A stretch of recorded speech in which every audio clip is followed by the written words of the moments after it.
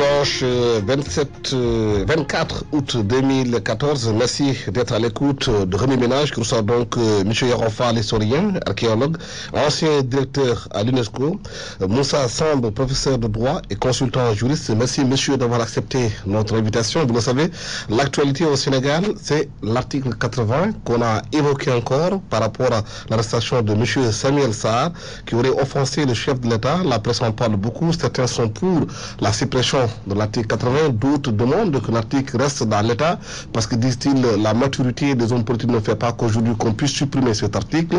Nous sommes avec M. Yarofal, donc, vous êtes historien, archéologue, ancien directeur de l'UNESCO. Est-ce qu'aujourd'hui au Sénégal, on est arrivé au moment où il faut supprimer ou pas l'article 80? Alors, je voudrais signaler sur cette question, après avoir salué les auditeurs,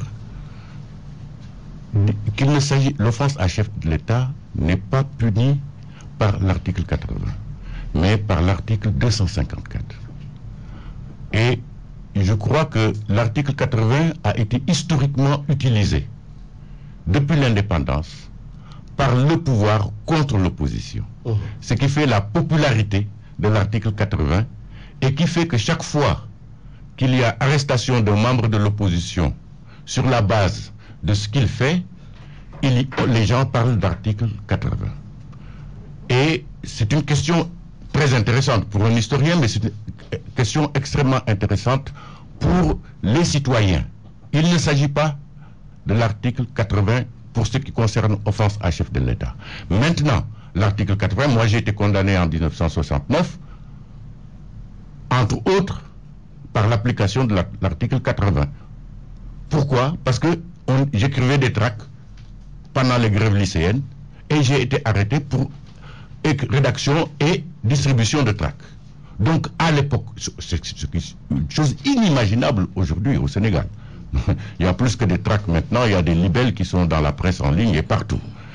Donc c'est pour vous dire que c'est un article qui a été utilisé systématiquement par le pouvoir contre l'opposition et par les pouvoirs successifs contre les oppositions successives, ce qui crée la confusion. En revanche, pour les offenses au chef d'État, c'est l'article 254.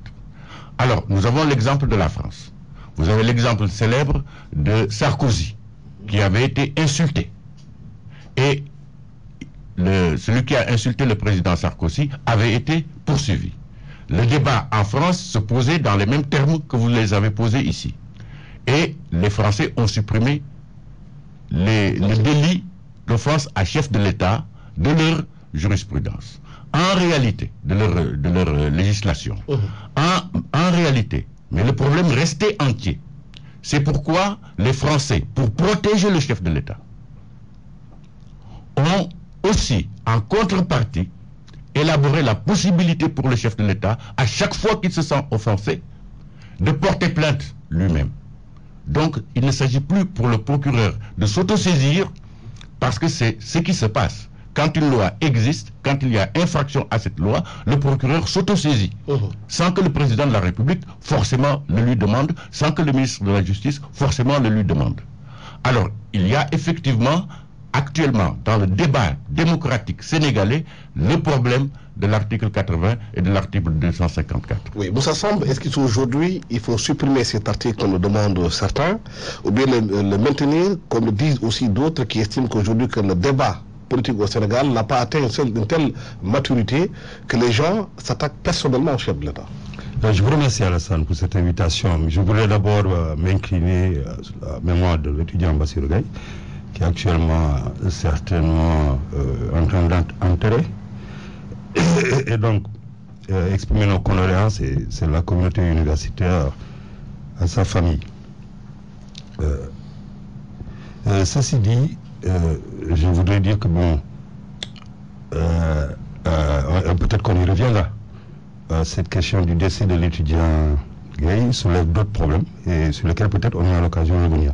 Mais pour revenir à votre question, je crois, je suis complètement en phase avec mon collègue Yarofal, que je salue au demeurant après plusieurs années et qu'on ne s'est pas vu.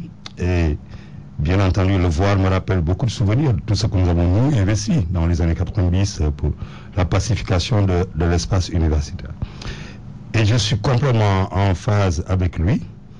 contrairement à ce qu'on dit, c'est l'article 254 qui traite de l'offense au président de la République. Je suis heureux de l'entendre aussi évoquer l'évolution en France, qui d'ailleurs a conduit la Cour européenne des droits de l'homme, qui a se prononcé sur l'affaire Euro contre France. On se rappelle que c'est le monsieur qui avait traité Sarkozy de pauvre con. Et il avait été condamné en fait d'ailleurs à 30 € seulement, une somme modique. Il avait dit casse-toi pauvre. Oui, mais voilà, casse-toi pauvre con. Mais l'affaire avait été portée devant la Cour européenne des droits de l'homme. Et c'est la Cour européenne des droits de l'homme qui a condamné la France, justement, et ce qui a conduit, comme il l'a justement rappelé, à cette réforme du code pénal. Mais ce qu'il faut dire, c'est qu'il y a 3 infractions qui sont différentes et qu'il faut distinguer. Il faut distinguer l'offense au président de la République, bien entendu du délit que vous avez évoqué qui est soulevé par l'article 80 et qui en l'occurrence parle des manœuvres et actes de nature à compromettre la sécurité publique ou à occasionner des troubles politiques graves. Il est vrai que c'est cette disposition que les pouvoirs d'air précédents ont souvent utilisé, mais qui en réalité ne portent pas sur l'offense au président de la République. Maintenant, ceci dit, et pour aller vite, puisque nous parlons du cas qui se pose actuellement sur la table, c'est le cas de Samuel Sarr. Si j'en juge parce que j'ai lu le procureur de la République invoque 3 dispositions. Il invoque, outre l'article 80 que vous avez évoqué, bien entendu l'article 254, mais aussi l'article 255 du Code pénal, qui lui prévoit la répression, la diffusion de fausses nouvelles, lorsqu'il y a publication, divulgation ou reproduction, par quelque moyen que ce soit, de fausses nouvelles, de pièces fabriquées, falsifiées ou mensongèrement attribuées à des tiers. Et cette infraction, elle est condamnée aussi d'un emprisonnement de 2 à 3 ans et d'une amende de 100 000 à 1 500 000. Donc si on doit se prononcer, l'affaire est en cours. Il faudrait objectivement prendre en compte l'ensemble de ces infractions. Et au cas même où, bien entendu, il est possible une disqualification, et donc qu'on ne se base plus sur l'offense au président de la République, il est clair que le délit de publication de fausses nouvelles est aussi puni. On ne devrait permettre à personne, je dis, de pouvoir publier des fausses nouvelles qui ne sont basées sur rien du tout à l'encontre de qui que ce soit, a fortiori lorsqu'il s'agit du président de la République. Oui. Voilà. Et donc, en conséquence, voilà comment il faut percevoir la question. Et maintenant, pour ce qui concerne l'offense au président de la République en tant que tel, je crois que même la commission réforme de droit pénal était partagée sur la question. Beaucoup parmi ses membres pensaient que cette infraction devait purement et simplement être supprimée. Puisque si l'on retient les autres qualifications qui portent sur la diffusion de fausses nouvelles, bien entendu, et la diffamation, qui est une infraction classique, on ne voit pas pourquoi on devrait prévoir une infraction particulière concernant une personnalité particulière, fut-elle le président de la République. Monsieur Yarofal, ici, le point bien précis sur lequel a insisté Moussa Samb, c'est l'article 255 qui punit la publication de fausses nouvelles, diffusion de fausses nouvelles. Aujourd'hui, M. Sarr est atteint justement devant la justice parce qu'il aurait publié un relevé de compte qui appartiendrait au président de la République Macky Sall et qui aurait un compte où il y a 7 milliards de francs CFA. Oui. C'est sur ça qu'il a été pris. Oui, mais ce délit en lui-même, il faut le décomposer. Ce fait, il se décompose suivant les articles successifs cités par Moussa Samb. L'article 80, l'article 254 et l'article 255. Alors, parce que c'est le délit lui-même, il est passible et il enfreint plusieurs dispositions et le procureur a été suffisamment avisé pour pouvoir décomposer cet acte et poursuivre et attraire M. Samuel Sarr devant la justice. Maintenant, c'est une affaire qui est pendante devant la justice. Il est difficile de se prononcer dessus, mais il s'agit en réalité d'un délit très très grave et qui prouve les dérives qu'il y a actuellement dans le débat politique sénégalais. Justement, c'est une question bien précise qu'on voudrait évoquer. Parce que tantôt vous parlez d'un Français, lui c'est un citoyen simple. Là, c'est des hommes politiques qui aspirent à diriger le pays, qui ont un débat au ras de pâquerette. Absolument. Et moi je me souviens, je peux peut-être le rappeler ici. Et c'est une question qui, Moussa Samb a commencé à parler de la pacification de l'espace universitaire. Dans les années 90, je crois que c'est le SAES qui a été, au sein de l'université, en tant qu'universitaire, nous avons le plus souvent discuté des questions nationales au sein de l'université. Et en particulier, pour les élections de 1993, après les contentieux électoraux successifs et la lutte pour le pouvoir entre le PDS et le Parti socialiste à l'époque, nous étions tellement, en tant qu'universitaires, outrés et scandalisés par le niveau du débat politique que nous avions estimé nécessaire de créer une instance de dialogue qu'on a appelée Dialogue 93, au sein de laquelle les universitaires ont invité tous les candidats aux élections présidentielles pour débattre de leur programme. Tous sont venus sauf Diouf. Tous sont venus sauf Diouf. Et le président Diouf, à l'époque, avait estimé nécessaire qu'en tant que président de la République, il ne pouvait pas être traité comme les autres candidats, et il avait délégué Babacar Sine, que Dieu ait pitié de son âme, qui était l'un des principaux idéologues à l'époque du Parti socialiste, ancien directeur du CESTI, à venir. Et moi, je lui avais répondu, en tant que président de Dialogue 93, que c'est le candidat qui nous intéresse et non pas le président de la République. Et si vous ne pouvez pas venir, vous ne pouvez pas déléguer la présentation de votre programme à la communauté universitaire et à la communauté nationale. C'est pour vous dire que le niveau très bas du débat politique au Sénégal est toujours une tendance lourde, structurelle du personnel politique sénégalais. Ils ne débattent pas des problèmes de la nation, ils s'insultent entre eux en permanence. Et c'est, un de mes amis disait, c'est Robinet Lassana. Je lui ai dit non, c'est faire injure à Robinet Lassana, parce qu'au moins, à le Robinet Lassana, il y a un enjeu d'agaçante et puis des polémiques entre les bonnes dames, c'est l'eau. Et c'est une insuffisance d'approvisionnement d'eau. Mais ici, il n'y a pas d'enjeu. L'enjeu véritable, c'est quoi? La conquête du pouvoir. Mais la conquête du pouvoir se fait avec des idées, des propositions à la nation et aux électeurs. Justement, Moustapha Samb, aujourd'hui, est-ce que vous avez senti que ce niveau de débat a évolué? Parce qu'on est dans une sorte de trivialité dans les propos. Non, le niveau de débat n'a pas évolué. Je suis complètement en phase avec Eurofal, qui a rappelé les expériences de dialogue 93 que nous avions eu l'initiative d'organiser. Il est clair que lorsque maintenant on regarde des comptes rendus de la presse, différentes manifestations, on constate qu'on s'insulte, on s'envoie des colibés, on se focalise sur des procès en cours, celui de Karim Wade, faut le dire, en est un, qui pourtant devait être traité comme tous les procès. Karim Wade est un citoyen, comme tous les autres citoyens, il y a bien d'autres procès qui se déroulent, et je ne vois pas pourquoi on devrait arrêter temporairement toutes les questions nationales pour nous focaliser, et la presse, je m'excuse, nous incite à cela uniquement sur l'affaire Karim Wade. Ceci dit, je voudrais dire que, par exemple, mais un débat intéressant, ce serait le débat qui est en cours sur la réforme des institutions, qui est maintenant jeté aux oubliettes.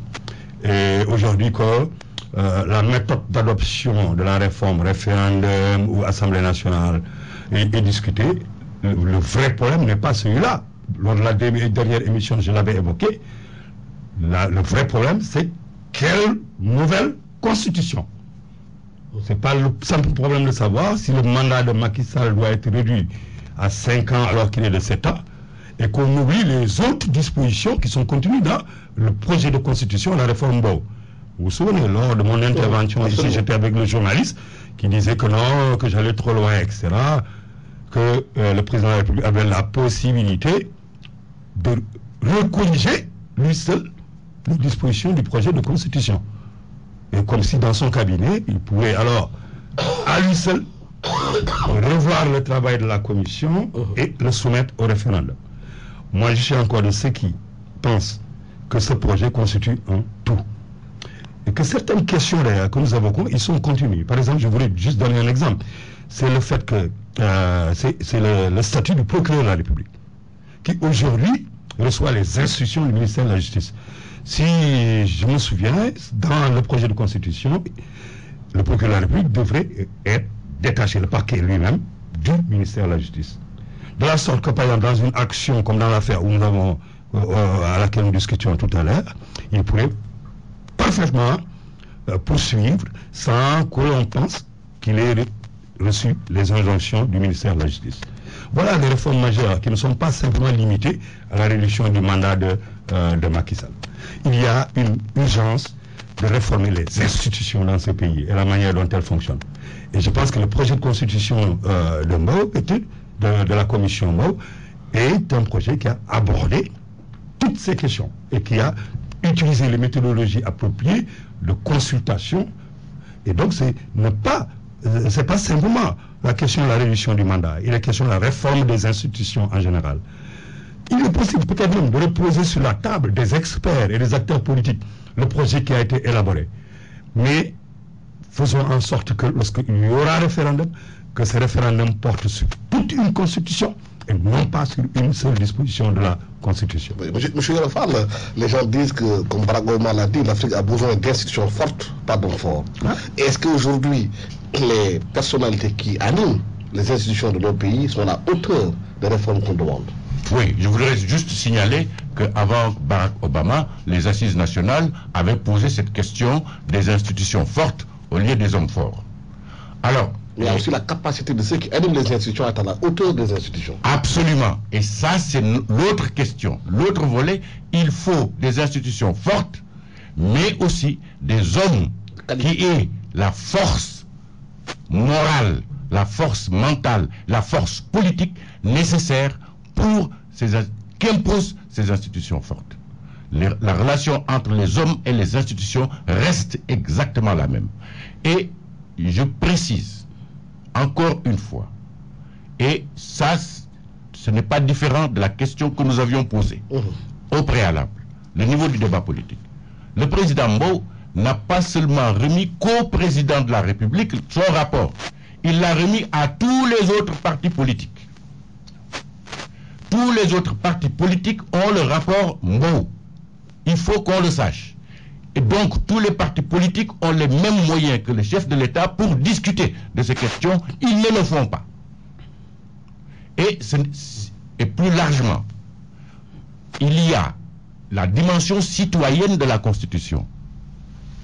Nous avons de fraîche date la prise d'assaut de l'Assemblée nationale pour la défense de la Constitution. Justement, c'est sur ce point que je voudrais insister avec vous. Les autorités disent aujourd'hui, on veut faire des réformes. Mais il y a des résistances des forces sociales qui sont là, qui ne veulent pas qu'il y ait des changements dans la gestion du pays. Par exemple, les forces maraboutiques, les forces organisées, les lobbies, qui ne veulent pas que les choses changent. Et si un pouvoir n'a pas une assise pour justement conduire les changements, il est frieux. Mais il faut forcément, pour cette affaire de la réforme constitutionnelle, c'est une exigence citoyenne. Où sont les citoyens quand ce moment-là est venu de changer? Je veux dire, dans la continuité ne touche pas à ma constitution, il y a une conscience citoyenne.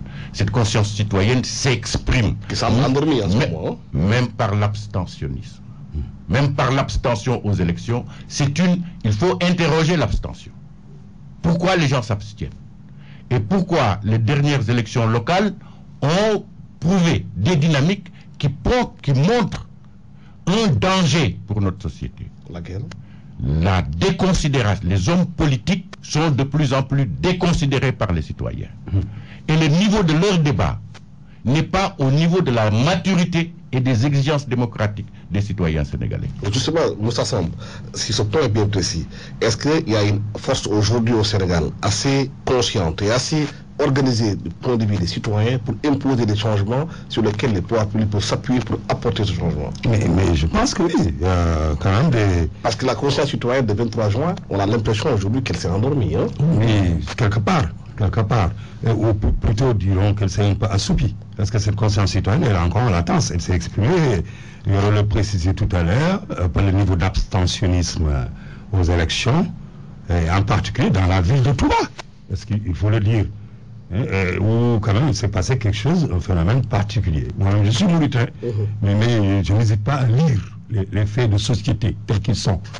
À Touba, il y a eu un abstentionnisme massif, n'est-ce pas? C'est un signal qu'il faut décrypter. Maintenant, ceci dit, je crois, oui, pour répondre à ta question, il y a des forces sociales, il y a des forces qui s'expriment, d'ailleurs, en bien ou en mal. Mais je tiens à attirer l'attention sur le fait que le Forum civil, par exemple, a une position qui est tout à fait claire sur la question de la réforme des institutions. Et elle revient là-dessus. Et il y a d'autres organisations, je ne veux pas les citer, qui sont sur le terrain en train de faire un travail important, y compris d'ailleurs sur le registre des droits de l'homme. Encore que faut-il les apprécier diversement. Je m'en arrêterai là. Mais il y a une société civile organisée, il y a une société civile latente. Le débat que nous sommes en train de mener et l'interlocuteur que j'ai devant moi le montre. Il faudrait que l'espace public et les politiciens soient assez ouverts à laisser s'exprimer les autres couches de la société. Du fait quand je dis politicien d'ailleurs, quelqu'un me dit non, c'est les politiciens. Est-ce qu'il faut faire la différence?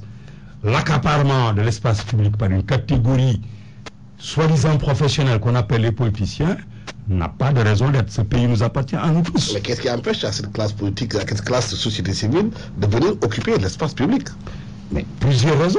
D'abord, est-ce qu'il y a un espace ouvert au niveau des médias pour permettre à cette société de s'exprimer? Ton émission est un exemple, mais écoutez, est-ce que d'autres émissions suivent?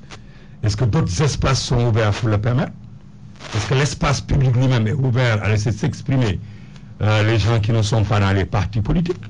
Mais on a bien vu à l'occasion des dernières élections comment les candidatures justement de mon interlocuteur et de Youssou Ndour ont été bloquées sur des prétextes qui ne fondaient sur rien du tout. Et qu'il faudrait que peut-être d'ailleurs aux prochaines élections, on essaie de revoir tout cela pour laisser s'exprimer les candidatures indépendantes, qui, je tiens à le souligner d'ailleurs, ne sont pas totalement acceptées par la classe politique.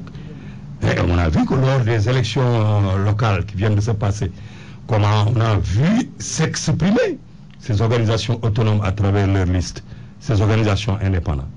Il faudrait qu'on sache qu'il n'y a pas simplement un espace exclusivement réservé aux partis politiques.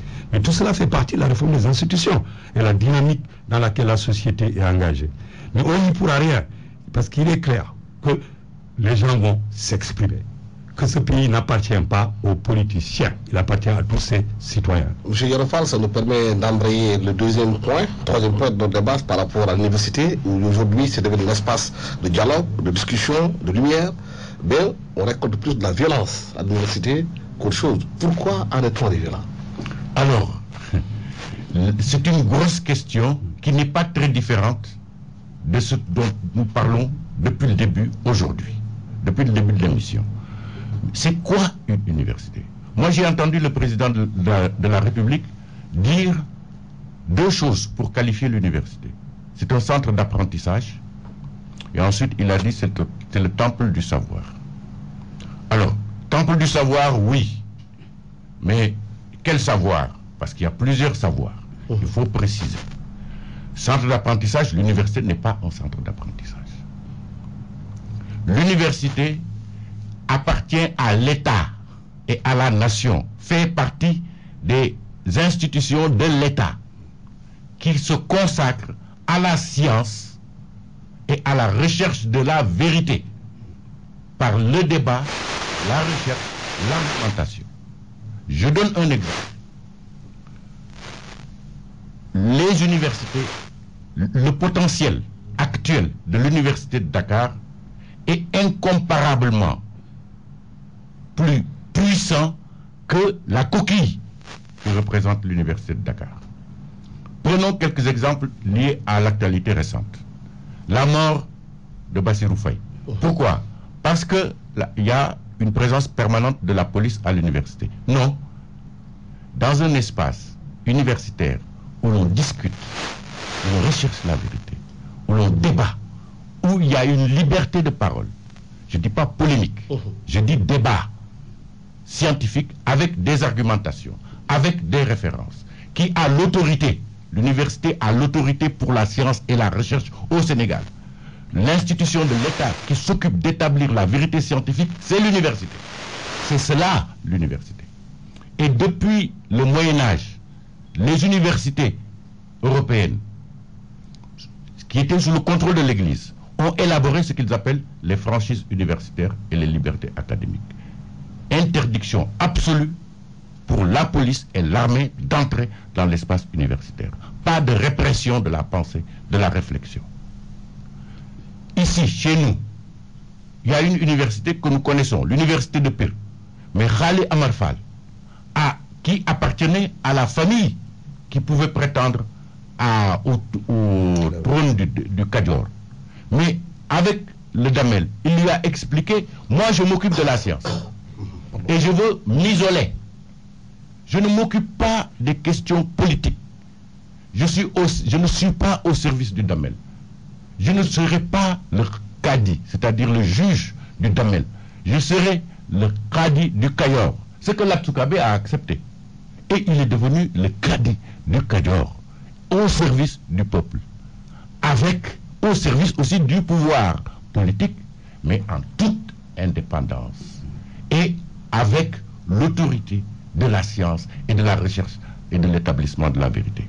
Et Khali Amar Fall, on le connaît, par la quantité des manuels qu'il a pu produire. Je veux dire, donc, même si je prends l'exemple des universités occidentales, nous avons aussi nos exemples locaux. On peut prendre l'exemple de l'Almamia du Fouta Toro, etc., etc.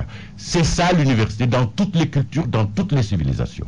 Alors, ce que je veux dire, et je poursuis, il y a une crise à l'université, mais cette crise, elle est là depuis longtemps. Il y a d'autres crises qui couvrent, c'est le renouvellement du personnel enseignant. Il y a une sénégalisation de l'université dans les années 90. Les personnalités concernées de l'université ont tiré la sonnette d'alarme depuis longtemps. Dans quelques années, tous les professeurs de rang magistral seront à la retraite. Dans 5 ans. Il faudra renouveler le personnel de l'université. C'est une question extrêmement importante. Une autre chose, on parle de réforme de la Constitution. C'est un débat sur lequel les universités peuvent se prononcer. On parle du PSE. Programme du Sénégal émergent. Mais c'est un programme que l'État a pour assurer sa sécurité. Se réfère à l'armée, à la défense nationale, c'est l'armée. La sécurité, c'est la police. La recherche, c'est l'université. Le plan Sénégal émergent aurait pu être revalorisé, conçu, revu par les universitaires, et l'université devrait avoir le marché public de la recherche au Sénégal. C'est plusieurs milliards. C'est l'université qui devrait en être la maîtresse d'œuvre, comme l'armée est maîtresse d'œuvre de la défense nationale. Et voilà, et le personnel, le potentiel est là. Ceux qui les élaborent, ceux qui ont élaboré le PSE, qu'il s'agisse de Sénégalais ou d'étrangers, s'ils viennent à l'université, seraient nos étudiants. Donc nous en savons beaucoup plus qu'eux, et nous pouvons réactualiser beaucoup plus qu'eux, et ça c'est une responsabilité de l'université. Dans ce contexte-là, l'université n'aurait même pas besoin de subventions de l'État. Mais qu'est-ce que l'État dit? L'État dit, c'est moi qui oriente les étudiants. L'université de Dakar, depuis 1994, pourquoi? Parce que c'était l'époque de Diouf, il y avait Jean Collin, on orientait les universités. Mais dans quelle université du monde, c'est l'État, l'administration qui oriente les étudiants? Je veux bien, dans notre système scolaire qui est hérité du système français et qui n'est plus ni adapté à nos réalités, ni adapté au monde tel qu'il est. C'est ça la crise profonde de l'université de Dakar. L'université de Dakar ne correspond pas aux besoins nationaux, ne correspond pas à l'état actuel de la recherche et de la science dans le monde. Et n'est pas perçu ni par les universitaires, ni par l'État que l'université est une institution de l'État. C'est un démembrement de l'État. Et ça, c'est une question sur laquelle on reviendra peut-être. Mais ce que je veux dire, c'est que on dit, c'est le gouvernement qui oriente. La responsabilité du gouvernement, c'est de payer les bourses. Il ne paye pas les bourses et il s'accroche à l'orientation des étudiants. Vous voyez les contradictions. Donc l'État lui-même, ce n'est pas par hasard que j'ai dit que l'université n'est pas un centre d'apprentissage. L'État lui-même ne sait pas ce que c'est que l'université. Et les autorités politiques ne savent pas ce que c'est que l'université. Beaucoup d'enseignants de l'université ne savent plus ce que c'est que l'université et n'ont plus le temps de s'occuper vraiment de ce pourquoi ils sont à l'université, c'est-à-dire la recherche, la science, la diffusion de la science, l'acquisition des connaissances, l'inculturation de la vérité dans la société. C'est une crise multiforme à l'université aujourd'hui, Moussa Samb. Il parlait tantôt des universités européennes et celles même de Kharina Fall qui ont eu à inculquer des savoirs à des gens, mais aussi les apprenants, ceux qui étaient dans l'université, posaient un débat. Pas de la violence aussi. Et aujourd'hui, si les étudiants exercent la violence dans l'espace universitaire, est-ce qu'on peut parler encore de franchise? L'État a aussi le droit de garantir la sécurité de ceux-là qui travaillent à l'université. C'est bien professeur que personnel enseignant. Oui, merci Alassane. Le problème de ton émission, c'est que le temps est tellement court qu'on ne peut pas tout dire. Mais je pense que le professeur a évoqué tout à l'heure les questions. Voilà, l'historien d'ailleurs nous rappelle Khalia Marfal et ce débat entre les cadis. Et on peut faire le rapprochement, c'est ce que je parlais tout à l'heure du procureur de la République, n'est-ce pas? Et dans notre histoire, on voit déjà les bases d'indépendance de l'institution que constitue le ministère public. Si on en juge par les propos que l'historien vient tout à l'heure. Et la violence, c'est ceux-là qui sont à l'université. Oui, je reviens à cela. Pour dire que, d'abord, il y a une différenciation que nous avions faite, peut-être s'en souvient, parce qu'avant la concertation sur l'enseignement supérieur, qui est la concertation qui a été initiée par la Banque mondiale en 1994, notre syndicat, le SAES, avait initié les journées de réflexion sur l'université. C'était en 1993. J'étais en ce moment secrétaire général du SAES, si je crois, sinon peut-être dans le bureau du SAES qui était dirigé par le professeur Bouba Diop. Ces journées de réflexion ont été organisées par notre syndicat, pas par l'État. Et nous nous sommes réunis avec les acteurs du secteur privé pour réfléchir sur les problèmes urgents et la réforme des institutions. Ce n'est qu'une année après que la Banque mondiale a pu convaincre l'État d'organiser les concertations sur l'enseignement supérieur qui ont été dirigées par professeur Hassan Sek, et je m'incline à sa mémoire, et qui les avait d'ailleurs bien organisées, où 16 mesures avaient été adoptées. Et voilà, subitement, avec l'arrivée du pouvoir, au pouvoir de Macky Sall, le ministre nous convoque une nouvelle concertation. Sans qu'on ait fait le bilan, la concertation de 1994, et en particulier des 16 mesures, Yoro s'en souvient peut-être, qui avait été adoptée. Ça, c'est le mal du Sénégal. C'est le mal du Sénégal. On fait un travail, on revient là-dessus, on ne fait pas le bilan. Et là, voilà, on est embarqué dans une nouvelle concertation. Moi, je dois dire que moi-même, j'étais au Bénin, j'ai payé mon propre billet d'avion pour venir assister à la cérémonie d'inauguration de cette concertation. Et je suis étonné de constater qu'on a fait des études, mais qui n'ont pas pris en compte la concertation de 1994 et les 16 mesures qui avaient été adoptées. Tout ça me fait croire que la focalisation initiale était uniquement celle concernant la contribution des étudiants, les droits d'inscription. Mais je ne veux pas accuser de sorcellerie. Je crois que dans le rapport, il y a de très bonnes idées. Certaines sont bonnes, certaines sont discutables. En l'occurrence, celles qui ont orienté le projet de la loi d'orientation qui parle des STEM, que toute la recherche et la science, sciences techniques et mathématiques, et qui laisse en rade les sciences sociales dans l'université, me semble plus que contestable. Et ça, c'est le projet de loi d'orientation qui est en cours. Maintenant, pour revenir à votre question, je vous dis par là, je viens de démontrer que la réflexion, elle ne date pas de maintenant. Elle n'a pas d'abord été initiée par l'État. Et c'est le SAES qui avait initié cela. Le SAES a dû d'ailleurs, à plusieurs fois après, organiser des réflexions de ce genre. Il y a deux choses, au plan d'abord sémantique, à distinguer. Il faut distinguer les conflits et la crise. Souvent, lorsqu'on vient à l'université, on dit la crise universitaire. Dans l'histoire de l'université, des 2 dernières décennies, là, il y a eu plusieurs conflits. Les conflits, c'est comme ce que nous avons là, actuellement. Paiement des bourses. Bourse en retard, les étudiants sortent dans la rue, affrontement avec les policiers, mort d'étudiants. Et ensuite, l'autorité vient maintenant convoquer tout le monde pour en discuter. Mais il y a la crise. Et la crise, elle existe, elle est là, elle est multifacette. Professeur Fall vient de révéler cet aspect-là. Si dans 5 ans, il suffit de faire une étude, aller au rectorat, au service du personnel, et regarder l'âge de la retraite des enseignants, les titulaires, les professeurs titulaires. On sera là où une armée où les généraux seront partis, et il n'y aura que des caporaux. Cela n'est pas possible. Il n'y a pas de recrutement de nouveaux enseignants. Il n'y a pas une politique de financement de la recherche. Comment voulez-vous que dans 5 ans, l'université continue à fonctionner? Alors que de l'autre côté, il y a une explosion des effectifs qu'on ne pourra pas arrêter parce qu'elle est liée à la structure démographique.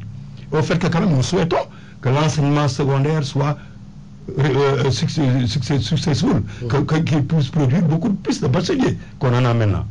Or, du même coup, on n'a pas d'enseignants. Je t'avertis, au Cameroun, le président Biya d'autorité, j'y étais il y a quelques semaines, est en train de provoquer les enseignants pour repousser l'âge de la retraite à 70 ans. Parce qu'au Cameroun, il l'a perçu, nous avons à peu près la même structure démographique, que si on laisse les collègues comme Yorofal et ceux qui sont partis avant partir à la retraite, dans 5 ans, il n'y aura plus d'enseignants de rang magistral. Soit dit en passant, on constate qu'au Cameroun, il y a beaucoup d'intellectuels qui produisent au Cameroun, non? Encore que oui, bien sûr. Au Cameroun, la recherche est mieux encouragée. Il y a beaucoup plus de thèses doctorats qui sont soutenues. Ici, ce n'est pas le cas. Comme Yoron l'a dit tout à l'heure, parce que la recherche n'est pas soutenue. Ici, on se focalise pour voir, comme si l'université est un grand lycée. Ce n'est pas le cas. N'importe qui ne va enseigner à l'université. Et donc, il y a là un problème très sérieux. J'espère que le président Macky Sall, qui reçoit les autorités, aura en regard cet aspect des choses. Dans 5 ans, je vous l'ai dit, on peut faire l'étude facilement. Au service personnel de l'électorat, c'est plus de la moitié du personnel de rang A qui va à la retraite. Ça, c'est les prévisions qu'il faut faire dans n'importe quel pays. Ça nous permet aussi d'embrayer sur l'Ebola, qui aujourd'hui est dans la sous-région, qui fait des milliers de morts. Le Sénégal a fermé ses frontières aériennes, terrestres et maritimes à beaucoup de pays qui sont atteints de cette maladie. Mais au-delà de cela, en tant que tel, quelle lecture peut-on faire de cette maladie Ebola sur le plan politique, économique et même social? Oui. Alors, moi, je dirais d'abord une chose. Et je le dis en tant qu'archéologue, les virus sont plus vieux que nous sur Terre. Et ils sont en mutation permanente. Il faut donc que les Sénégalais, que tout le monde, que la communauté, même ça se pose à l'échelle mondiale, il faut que nos contemporains, les hommes, comprennent que les virus sont plus vieux que nous sur Terre, ont toujours dominé le monde, plus que nous l'avons fait, et que peut-être même nous serions issus de virus par mutation successive. Et que les virus sont en mutation permanente. Deuxième question, deuxième précision qu'il faut faire. Ebola n'existe pas qu'en Afrique. Il y a un virus Ebola propre aux États-Unis et au Canada. Il faut que ça soit très clair. Une autre chose, quand on dit le sida, pourquoi l'Ebola aux États-Unis et au Canada ne tue pas autant que chez nous? Alors, je voulais en venir. Allez-y. Alors, quand on dit sida, on dit VIH-Sida. VIH, c'est africain, c'est sénégalais, c'est le professeur Souleymane Mboup. C'est l'université de Dakar et les laboratoires de l'université de Dakar de la faculté de médecine qui ont découvert ce virus. Donc, c'est ça l'université. Ça prolonge ce que nous disions. Ebola aussi, c'est la même histoire. Mais est-ce que nos universités sont en mesure aujourd'hui de travailler sur Ebola? Nous aurions dû être en ce moment, comme nous aurions dû le faire pour le PSE, avoir nos laboratoires qui travaillent actuellement sur Ebola. Les laboratoires américains ont travaillé sur Ebola. Ils ont élaboré des vaccins qui sont en cours de test sur les primates. Un sérum qui est en cours de test sur, et on a vu les résultats mi-figue, mi-raisin, c'est-à-dire mitigés. Mais c'est une problématique de recherche. Mais est-ce que le Sénégal tout seul peut le faire? Non. Alors, c'est pourquoi la fermeture des frontières est une mesure administrative. On n'a rien à y faire, etc. Quoi qu'on sache quand même que la porosité de nos frontières, nos populations ont toujours évolué, et que ce n'est pas la fermeture de la frontière qui empêchera les Guinéens de venir au Sénégal, ni les Sénégalais d'aller au... Bref, c'est une mesure administrative, et puis ça s'insère dans l'atmosphère psychologique, dans la gestion psychologique. Mais la gestion politique, tous les pays qui, en Afrique de l'Ouest, ont le virus d'Ebola chez eux, sont des pays de la CEDEAO. Que fait la CEDEAO? C'est dans cette perspective qu'il faut poser la question. C'est l'OMS qui a invité les États de la CEDEAO et les États ouest-africains. Ce ne sont pas les États ouest-africains qui ont une instance régulière qui devrait s'approprier de ce problème et poser le problème et discuter, etc. Il y a un intérêt commun. Les Américains vont venir expérimenter leur sérum chez nous sans contrepartie pour nous. Le fait que l'on puisse le tester sur des êtres humains, chez nous, crée des droits que nous devons avoir, sur le plan juridique, sur le plan économique, sur le plan social, sur tous les autres plans. Est-ce que nos chercheurs, nos universitaires sont en train de travailler sur cette question? Non. Or, c'est la meilleure manière de gérer cette question-là, y compris la question, moi je le dis, je ne veux pas faire du sensationnalisme, il y aura d'autres, on dit maladies émergentes. C'est un concept qui existe depuis les années 80. Une maladie réémergente. Nous, ça nous amusait. Parce que... Vous préconisez, M. Fall, qu'il y ait une synergie entre les chercheurs sénégalais, guinéens, tous les pays qui sont touchés pour trouver non seulement le remède à ce mal, mais ensuite, du point de vue juridique, à protéger les Sénégalais ou bien les Guinéens sur qui les tests seront faits. Absolument. Absolument. Ce sont des questions fondamentales qui nous concernent et qui concernent notre avenir et qui créent des droits pour nos populations et pour nous-mêmes. Les protocoles d'expérimentation. Ce n'est pas parce qu'on a Ebola que l'on va, comme d'habitude en Afrique, se laisser recoloniser. Merci. Je vais rebondir sur cette question. Je le fais d'autant plus que j'ai de 2001 à 2005, je travaille au Centre de recherche pour le développement international en tant qu'administrateur principal du programme Gouvernance, Équité, Santé. D'accord? Oui. Et donc, ce que je voulais dire d'abord, c'est qu'il y a là, et je rejoins le professeur Fall, une question de santé globale. Santé globale. Ce n'est pas dans l'espace interne d'un pays que cette fièvre hémorragique peut être contrôlée. On vient de le voir. Les frontières n'ont pas résisté. Et très vite, on est parti d'un cas à Conakry, qui, je me rappelle d'ailleurs, le premier cas, je l'ai vu, c'était en décembre 2013, à Guédékou, au sud de la Guinée, un enfant de 2 ans. Là, en Guinée forestière. Aujourd'hui, au 22 août 2014, on a 1427 décès pour 2615 cas, incluant d'ailleurs les cas récents au Nigeria. Répertorié, pour le moment, on ne sait pas encore. Hein, non, mais ça, c'est les sources de l'OMS. Oui, l'OMS dit que ces chiffres-là sont pas des chiffres. Bien entendu. Il se peut bien qu'il y ait d'autres cas non déclarés et qui ne sont pas connus. Mais ce sont les chiffres de l'OMS. Maintenant, je constate d'abord une chose. Parlant d'ailleurs de l'OMS, c'est le 8 août 2014 que l'OMS a décidé de considérer la fièvre hémorragique Ebola comme une urgence de santé publique de portée mondiale. Août. Le premier cas s'est déclaré en décembre. Il faut dire donc, de ce point de vue également, on peut reprocher à l'OMS d'avoir tout attendu. Dans sa réaction et dans la riposte contre l'épidémie. Est-ce que les pays atteints aussi avaient fait le nécessaire pour qu'il y ait aussi une réaction rapide? Mais les ministères, j'espère qu'ils l'ont fait. Dans beaucoup de pays africains, les gens essayaient un peu de minimiser la maladie.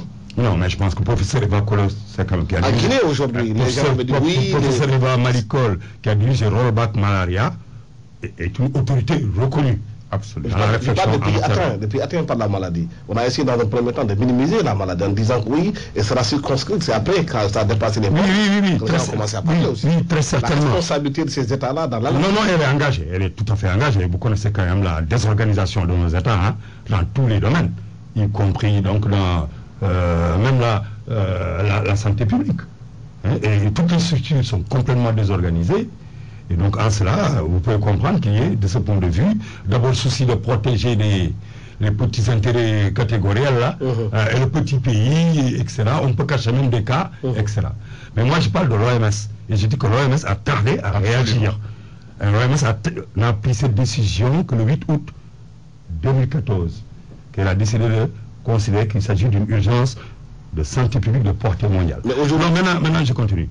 Tout à l'heure, en venant, d'ailleurs, j'ai écouté dans votre radio, votre journal, que le directeur de l'OMS et quelle autre organisation ont décidé maintenant et l'ONU de prendre maintenant au sérieux la question. Parce qu'on constate maintenant qu'il ne s'agit pas d'une petite fièvre saisonnière de paludisme, mais attention qu'il s'agit d'une fièvre hémorragique qui d'ailleurs n'épargnera personne. Il revient de montrer la porosité des frontières, mais et le fait que ces choses-là, si on ne les contrôle pas, ça s'étend, ça s'extend. Oui. Et donc il est urgent aujourd'hui de prendre les mesures nécessaires dans cette réflexion. Après que maintenant que les organisations internationales sont mêlées, de voir quelles concertations les pays peuvent faire. Moi, je suis désolé de voir que le Burkina Faso a annulé le sommet, n'est-ce pas, de l'ONU, qui devait consacrer à l'emploi, parce qu'il y a la fièvre, et voilà. Mais c'est quand même extraordinaire. Et c'est la réponse qu'on devrait attendre de nos autorités. Et je crois qu'en sommet des chefs d'État et des ministres de la Santé, doit, le plus rapidement possible, se tenir pour prendre les mesures nécessaires en concertation avec les chercheurs et la communauté internationale pour apporter les réponses premières à la crise. Oui, juste préciser à M. Rafal qu'il y a eu comme une rencontre à Accra des ministres de la Santé de l'Afrique de l'Ouest pour parler de cette maladie. Le Sénégal a vraiment envoyé une équipe en Guinée aussi. C'est pour préciser aussi qu'à ce niveau-là, il y a eu la réaction peut-être attendue. Il y a eu la synergie. Peut-être qu'il n'y a pas de synergie, mais il y a eu la rencontre que parle de cette maladie. Et Moussa Samb vient de le signaler. Je veux dire, une question aussi fondamentale que l'emploi. Le sommet des chefs instance de réflexion, de décision à l'échelle de l'Afrique aussi importante sur cette question qui engage notre avenir, l'emploi, être supprimé comme cela de manière cavalière, ça pose des problèmes. Et ça pose les problèmes de nos hommes politiques. Ce n'est pas seulement les problèmes des hommes politiques sénégalais, c'est les problèmes des hommes politiques africains. C'est les problèmes de la construction africaine. Moussa Samb disait tout à l'heure qu'il y a une désorganisation de nos services. Mais même quand ces services sont efficaces, par exemple les prévisions sur cet hivernage, élaborées par Agrimet, depuis le mois d'août 2013, les météorologues sur le plan mondial parlaient de retard, de pluie, depuis plus d'1 an. Il n'y a pas d'anticipation. Pas d'anticipation, pas de recherche universitaire, pas de débat national, etc. Et c'est arrivé comme ça, comme une chose imprévue qui nous surprend tous. Mais ce n'est pas vrai, ce n'est pas une chose surprenante. Il n'y a pas une capacité d'anticipation. Il n'y a pas une capacité d'anticipation, il n'y a pas une capacité de gestion, il n'y a pas une capacité de prévision, il n'y a pas un souci du citoyen. Il n'y a pas de stratégie alors. Il n'y a pas de stratégie. C'est parce que vous respectez vos électeurs, vos citoyens, que vous vous souciez de prévision et d'anticipation. C'est parce que vous respectez vos partisans ou vos militants que vous vous souciez de ces questions-là, même si vous êtes dans l'opposition. Et que vous comprenez le sens de votre mandat. Absolument. Parce qu'ici, on est élu, on a tendance à voir qu'on fait de l'accaparement. Et c'est ce qu'on appelle la patrimonialisation du pouvoir. Et tout cela sont des questions importantes, à mon avis, qui ne sont pas soulevées. Mais pourquoi aujourd'hui, vous êtes deux universitaires, pourquoi aujourd'hui à l'université, on ne retrouve plus ce débat-là, ces grandes questions qui sont posées? Pourquoi vous ne les posez plus à l'université pour que les citoyens viennent apprendre? À l'université, ce n'est pas possible maintenant. Pourquoi? Mais parce qu'on a parlé de Bassirou Faye. Mais il y a un autre étudiant qui a été tué par un autre étudiant. Moussa Samb comme moi, nous sommes habitués au conflit. À gérer des conflits ou à régler des conflits ou à arbitrer des conflits ou même des guerres. Mais ce qui se passe, est-ce que c'est un motif de démission? Psychologiquement, l'être humain, il ne faut jamais accoutumer l'être humain à la violence. Psychologiquement, c'est cela qui crée les situations de violence. Quand vous voyez le sang, vous entendez des balles, vous voyez des armes chaque jour, c'est ça qui crée une atmosphère, une ambiance psychologique dangereuse pour les hommes. Et moi je le dis, heureusement qu'on peut en débattre ici avec vous. C'est votre travail aussi. Parce que vous aussi, vous êtes des intellectuels. Mais M. Samb, est-ce qu'il ne faut pas aussi recréer justement à l'université ces discussions-là? Mais nous vous y invitons. Si Futur Média crée cet espace-là, pourquoi pas? Vous avez un ménage qui est là, qui donne la parole à tous les universitaires qui veulent se débattre. Et ensuite, on lance un appel aussi aux femmes qui sont à l'université aussi de venir des fois faire le débat. Parce que souvent on les invite, mais nous disent oui, c'est le dimanche, on s'occupe de nos maris. Les maris aussi, ça fait partie du boulot, mais la réflexion aussi, le pays vous y attend. Le dimanche, ce sont les maris qui doivent s'occuper des enfants et peut-être même faire la cuisine. Voilà, les femmes se reposent. Voilà, absolument. Merci à toute l'équipe technique qui m'a accompagné pour la réalisation de cette émission de la Diop. Au micro de Sansan Diop, bon dimanche à tous.